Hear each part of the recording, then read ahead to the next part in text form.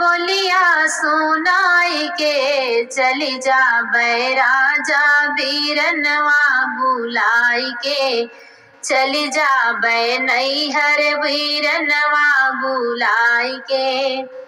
का करी है सासू जी का करी है ससुरु का करी है सासू जी का करी है ससुरु का करी है गौआ के लोग समझाई के का करी है गौआ के लोग समझाई के चली जाबई राजा बीरनवा बुलाई के। भर दिहला पेट राजा बोलिया सुनाई के चली जाबे नैहर बीरनवा बुलाई के चली जाबे नैहर बीरनवा बुलाई के।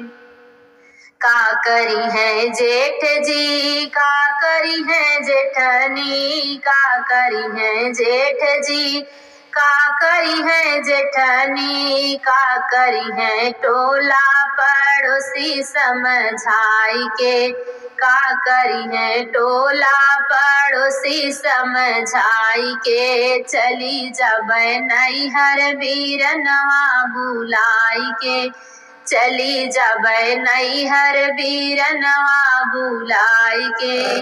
भर दिहला पेट राजा बोलिया सुनाई के चली जाबे नैहर बीरनवा बुलाई के चली जाबे नैहर बीरनवा बुलाई के।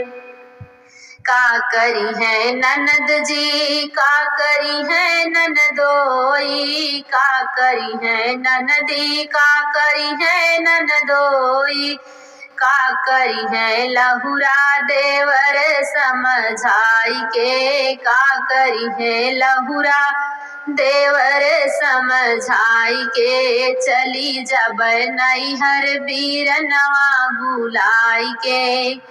भर दिहला पेट राजा बोलिया सुनाई के चली जाबे नैहर बीरनवा बुलाई के चली जाबे नैहर बीरनवा बुलाई के।